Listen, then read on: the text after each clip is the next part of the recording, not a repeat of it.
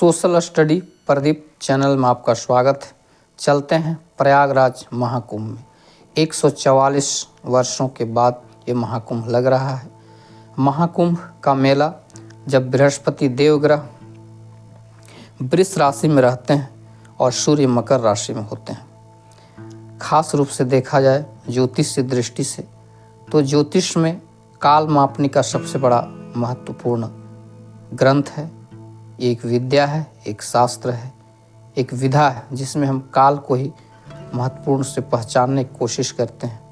इसी के क्रम में ये महाकुंभ का पर्व जब देवगुरु बृहस्पति वृष राशि में रहते हैं और सूर्य मकर राशि में रहते हैं। लेकिन इस दूसरे खास बात पर आते हैं। ये सामान्य सी बात सभी जानते हैं, देवताओं और राक्षसों के बीच अमृत के लिए युद्ध हुआ और कलश से जो अमृत बूंद जहाँ जहाँ गिरा कुंभ का मेला लगता है। ये 4 महत्वपूर्ण स्थान हैं, प्रयागराज, हरिद्वार, उज्जैन और नासिक।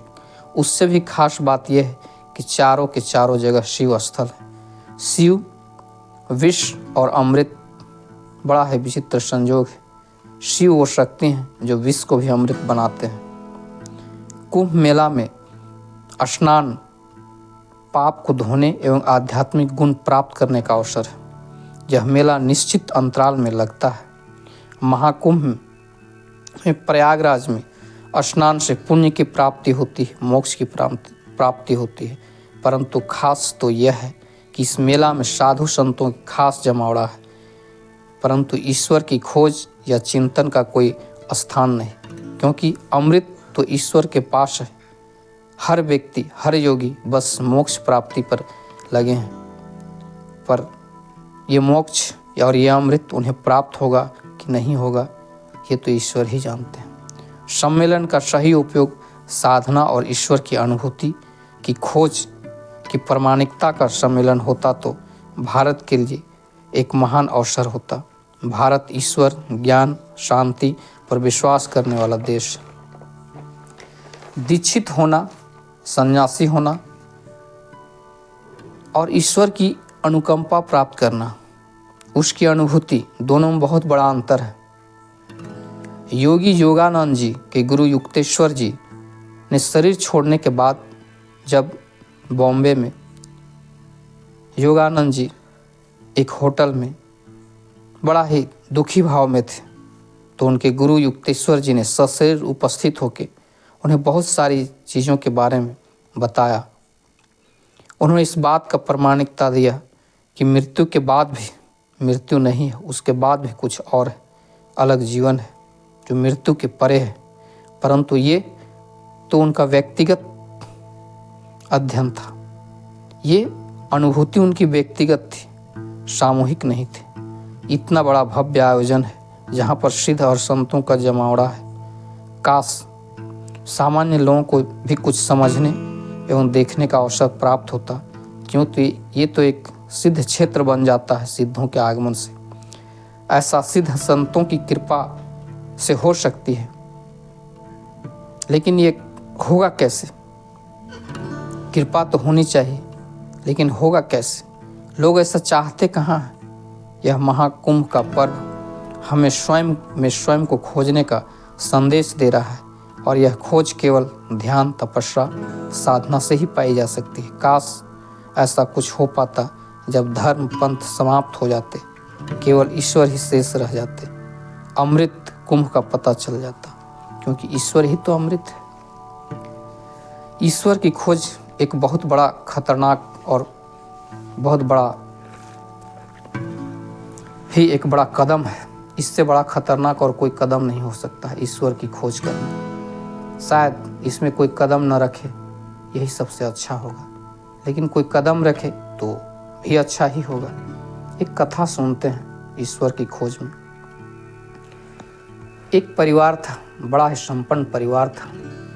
वो पर्यटन के लिए निकल पड़े। उसमें सारे सदस्य थे। एक 70 साल का बुजुर्ग दंपति, जहाँ माँ बाप थे वहीं उनके पुत्र, पुत्री, पुत्रवधू, नाती पोते, सारे के लोग थे। उन्होंने एक पारिवारिक पर्यटन के उद्देश्य निकल पड़े। वो हिमालय ही एक ऐसा जगह है जो बड़ा शांतिपूर्ण लगता है और वो पर्वत श्रृंखलाओं का, इसलिए वो हिमालय क्षेत्र में ही गए। जिस क्षेत्र में गए वहाँ पर एक नदी गुजर रही थी, बड़ा है पवित्र था और लोगों को आकर्षित करता था। उस नदी को देखने से ही लोग आकर्षित हो जाते थे। लेकिन पर्यटकों के लिए एक सूचना थी कि नदी के उस पार केवल नंगे लोग ही निवास रहते हैं, वहाँ कोई नहीं रहता, इसलिए उधर जाना मना है। लेकिन नदी की पवित्रता इतना सुंदर थी, साफ पानी था, वो परिवार घूम रहा था, उस बात को नज़रअंदाज कर दिया और नदी का पानी और आकर्षण और वो पर्वत उनको खींच लिए। उनकी एक सबसे बड़ी गलती हो गई कि नदी को वो पार कर गए और उस टापू में वो कदम रख दिए जहाँ पर केवल नंगे लोग ही रहा करते थे। अब इन्हें बाहर से लोग आवाज़ देने लगे, आप उधर न जाएं, उधर न जाएं। लेकिन दूर से लोग आवाज़ दे रहे थे, इन लोगों ने सुना नहीं। पूरा का पूरा परिवार चल पड़ा उस टापू में जहाँ पर केवल नंगे लोग ही रहते थे। अब देखने के बाद इन्हें तब होश आया, ये तो काट मारो काट नहीं, इनको तो मार काटो खून नहीं, करें तो करें क्या।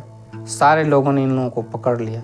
सारे के सारे लोग हंस रहे थे, हाहाकार अट्ठास कर रहे थे, कैसे ये लोग कपड़े पहने हुए हैं इधर आ गए हैं। सारे के सारे लोगों ने उनके सारे कपड़े फाड़ दिए, छोटे बच्चे से बड़े सबके कपड़े फाड़ दिए गए, सबको नंगा कर दिया गया, पूरे परिवार को।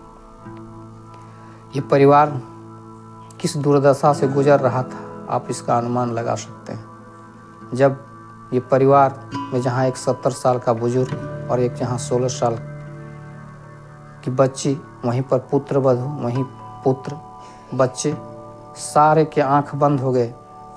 कुछ सोचने विवशता इतनी थी, मुंह से कुछ निकल नहीं रहा था। जो लोग ज्ञानी थे, बड़े बुजुर्ग थे, मूर्छित होकर गिर गए, लेकिन गिरने के बाद बेहोश हो गए। लेकिन कब तक बेहोश रहे? जब सुबह हुई, अगली सुबह, तो धीरे धीरे उन की आंखें खुली, जागे। लेकिन विवशता थी, घिर चुके थे उन लोगों के बीच में, बाहर आने का कोई रास्ता नहीं था। फिर उस बुजुर्ग ने पहले आंख खोली, पूरे परिवार को देखा। निर्लजता और लज्जापन, उसके पास कुछ था ही नहीं, न को बोल सकता था, न सोच सकता था। वहीं पर उनकी बच्ची, वहीं पर पुत्रवधू, वहीं पर पुत्र।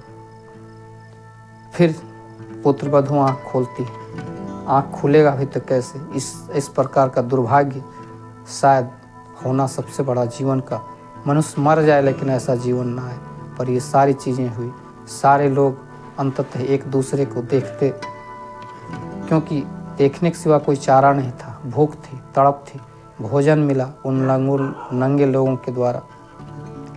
फिर उन्होंने देखा, फिर जैसे तैसे उनका जीवन कटा। लेकिन एक दिन, 2 दिन के बाद उनके पास कुछ भी नहीं बचा था। और जो छोटे बच्चे थे, वो तो बच्चे को नंगा और कपड़ा क्या, वो अटखेलियाँ ले रहे थे, हंस रहे थे और सारे बच्चों के साथ खेल रहे थे। फिर एक मजबूरी समाप्त हो जाती है और इनका जीवन भी उस बचे हुए लोगों के साथ नंगापन का दृश्य देख के एक अट्ठास होता है, एक हंसी होती है और सारे के सारे परिवार घुल जाते हैं, मिल जाते हैं उस सारे लोगों के साथ। ये भी नंगे नाचते हैं, हंसते हैं, कूदते हैं। समाप्त हो जाती है लज्जा। बड़ा विचित्र क्रिया है यही साधना की। जब आप पहला कदम रखते हैं अपने गुरु के पास, तो सब कुछ आपको एक बड़ा विचित्र उहापोह की स्थिति होती है। आपका ये संसार छूटेगा, मिलेगा क्या, कुछ पता नहीं चलता है। और एक बड़ी कठोर साधना की कड़ी चलती है और इस साधना में धीरे धीरे सब कुछ खो जाता है। गांव, संसार, कुछ भी आपके पास नहीं रहता है। जब शेष रह जाता है तो वही टापू जहाँ पर केवल ईश्वर निवास करते हैं। आपकी सारी इच्छाएं जहाँ समाप्त हो जाएंगी, तब आप नंगे हो जाएंगे, तभी आपको ईश्वर मिलेगा। लेकिन एक बार ईश्वर मिल गए तो समझ लेना आपके पास अनंत कपड़े, सुसज्जता, इतनी कुछ होगा जो आज तक आपने देखा नहीं है। यही तो साधनाओं का विधान है।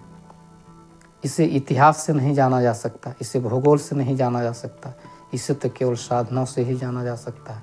परंतु दुर्भाग्य भारत में साधक हैं बहुत कम, पर हर कोई तो चाहता है, लेकिन इस घड़ी इस क्षण को पार नहीं कर सकता। जब उसकी दयनीय स्थिति उस नंगेपन टापू में जाने की होगी तो शायद वो बच भी नहीं पाएगा, उसके पहले ही मृत्यु को प्राप्त हो जाएगा, और मृत्यु हो जाएगी तो फिर सिद्धि कैसी होगी। आज इस महाकुंभ के पर्व पर ये मैंने कथा आपको सुनाई। शायद ये कथा आपको ये समझ में आए कि ईश्वर बहुत दूर नहीं, आपके करीब है। खुद में ही खोजने से, खुद में ही ईश्वर को खोजना ही महाकुंभ है।